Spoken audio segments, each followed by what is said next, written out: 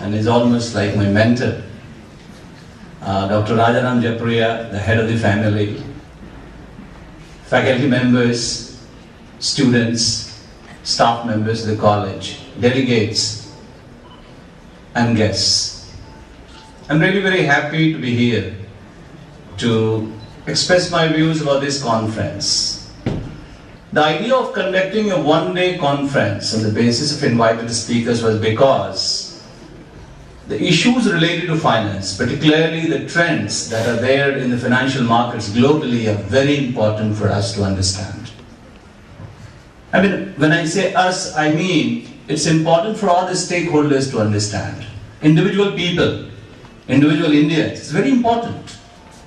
I mean, Indians may not be concerned about what's going on elsewhere in the world, but financially they have to be aware of what are the trends, because they have to plan financially.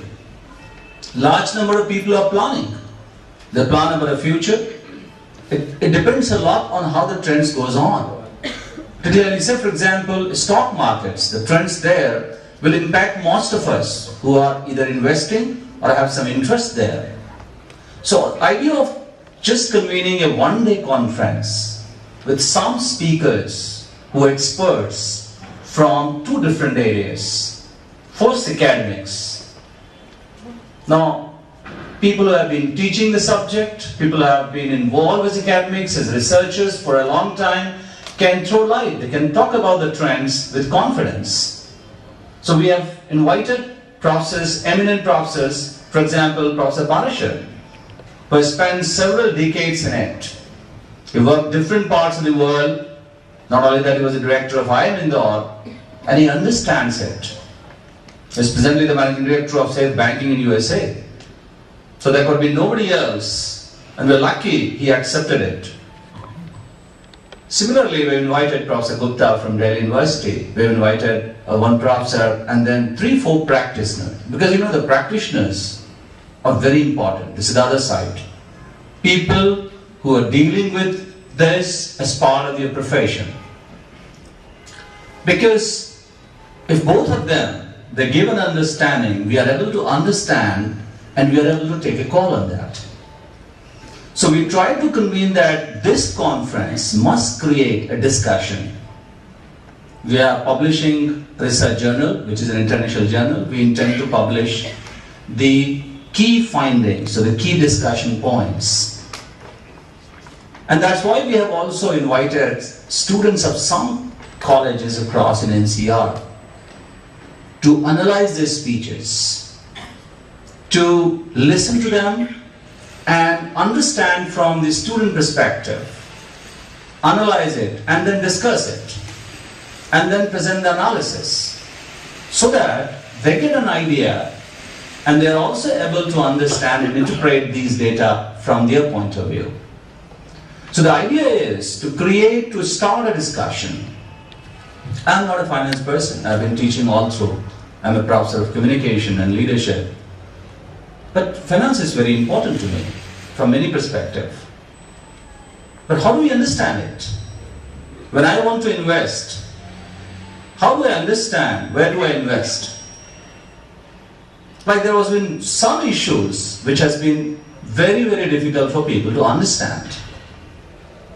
Let's say the behavior of banking in our country. The banking in India is going to be very different. It's going to be privatized.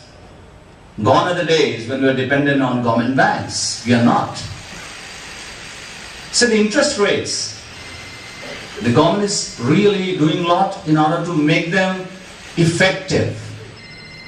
But how do they impact the financial markets? How does the kind of stock market we have in India and we have in the world, how does it impact? In fact, I know people who are running industries, companies.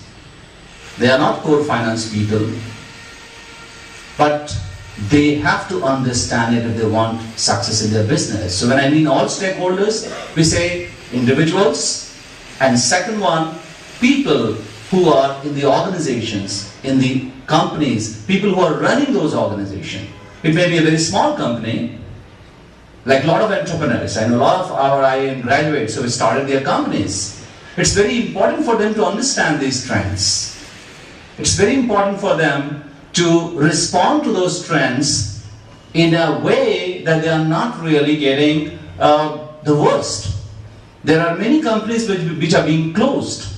Large number of organizations are being closed. In fact, for the institutions all over the country, large number of private institutions are being run. And for them to understand the trends is important. Now, even big companies, they need to understand. The understanding doesn't come from only reading books. I know a very important incident. In New York, there was a big bank, and opposite the bank, there was a person. He was actually a practitioner who was trying to sell ideas about banking.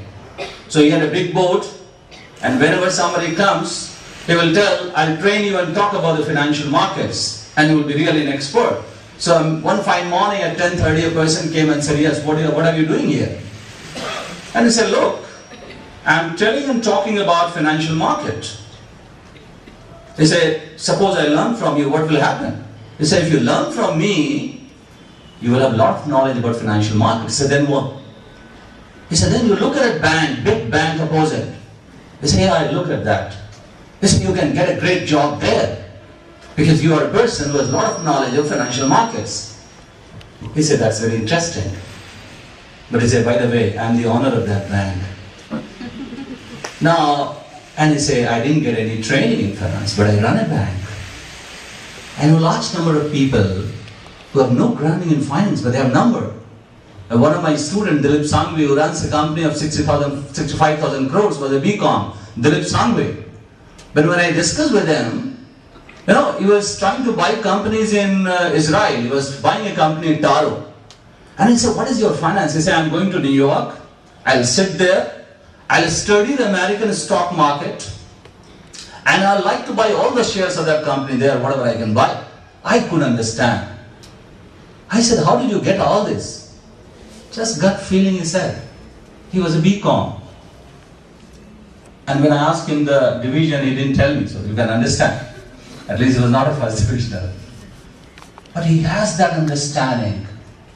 He could understand the stock markets. He wanted to understand the American stock market, wanted to respond, and he has bought almost 160 companies of the world. He will go to a small place in Russia and will buy a company there. He'll buy a sick company. He said the company is closed. It's a manufacturing unit. They used to manufacture pharmaceutical products. They will go and buy that. He will manufacture goods there in Russia, will sell it in USA. The business model is very different. And he understands all that goes in the financial world without any degree. I know a professor of Harvard Business School, Michael Chu, is a professor of finance. I met him in Bangalore. He was in India. He was actually a consultant of Yes Bank. And I said, Michael, what do you do? Michael is actually running a company. And he said, look, I give the companies ideas about banking. And I said, how much they do pay you? He said, don't ask me that. I'm a rich man by that. He said, one advice, I can get anything as maybe $1 million. I said, what kind of advice you give? That companies pay you so much. He said, there lies the trick. I understand banking. So there are people who are going to buy ideas, who are going to buy your advice in a big way, and they're going to pay you for that. So can't we have a conference where we invite and listen to people, try to analyze that, try to understand what goes on? And there goes the whole idea. Now that also will mean that the role of the educational institutions like Jaipuriya Institute of Management Studies, what is their role in making people understand the concepts, the trends in different kind of markets? Now primarily, if you look at the role of these business schools all over the country, we have almost 3,000 business schools.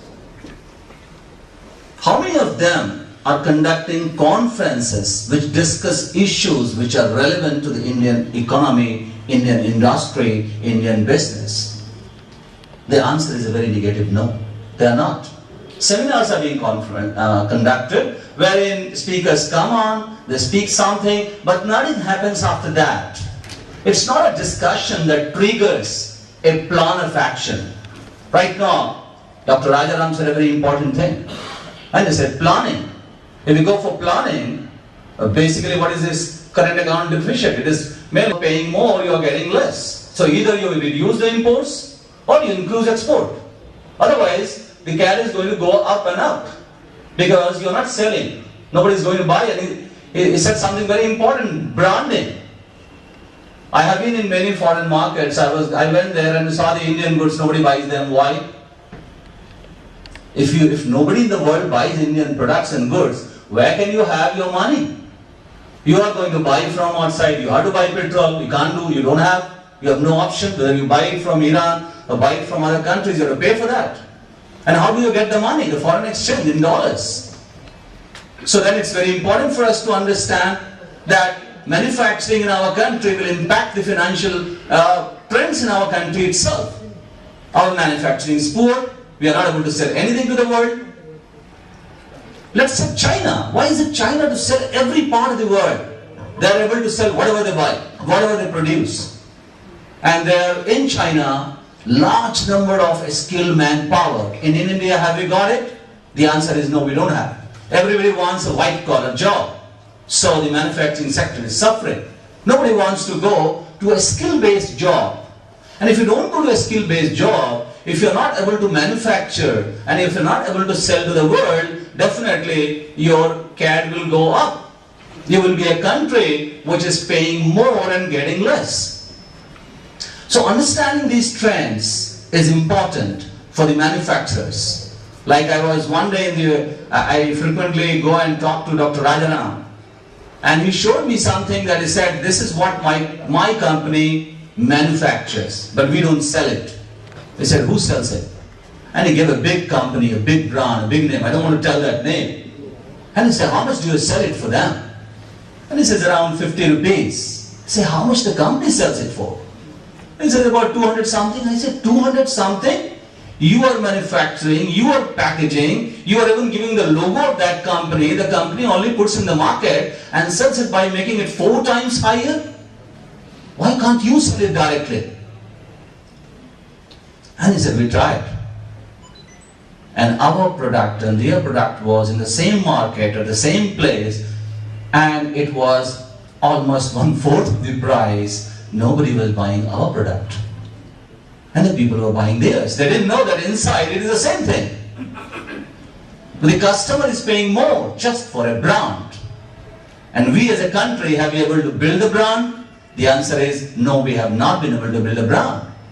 Say, go to other countries. Different parts of the world are not manufacturing. They buy from other countries. Whether they buy from India, buy from China, they have to buy.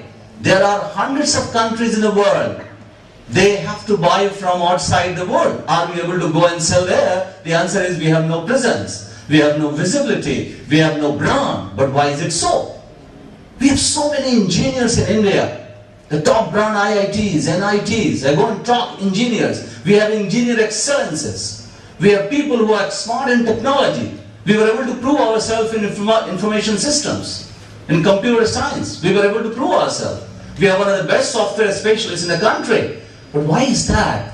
We have not been able to be a manufacturing giant in the world. Why is that? We have not been able to actually prove ourselves to the world that let you buy a product from India and you get value for money.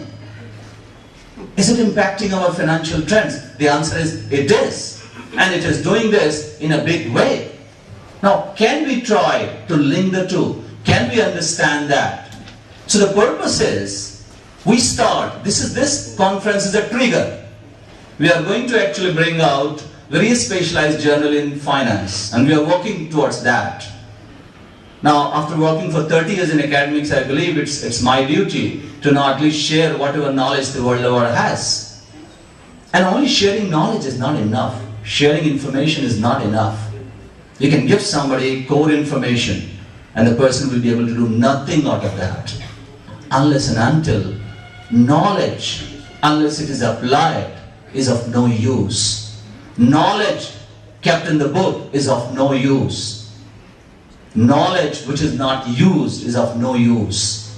So can we use the knowledge that is present today about the financial threat in the country, and can we use this knowledge in whatever we do in our country, in manufacturing, in our services, in the institutions, in the companies. Can we do and can we use that knowledge for really and can put it in use? I think we can. As a country, India is a young country. India is a country with a great future. Despite the economic slowdown in the world, India can actually take care of this part. Because we have everything in this country. There is nothing we go, it can be a world in itself, but well, we are connected globally and we need the world. So it's very important for us to understand, and I'm really very happy that you have come here to listen to people, but listening and forgetting is of no use. Listening and applying is what makes a difference. And making a difference, the main purpose of knowledge should be, it should make a difference in your life. It should make a difference in the kind of actions you do. It should make a difference in the way you think, and should make a difference in the way you respond to certain things. I'm pretty sure that this conference will actually add value to that, and you will be able to make some difference with the help of the ideas, with the help of the information, with the help of the interpretation that you get and you know and you listen here. Thank you very much for coming. Thank you.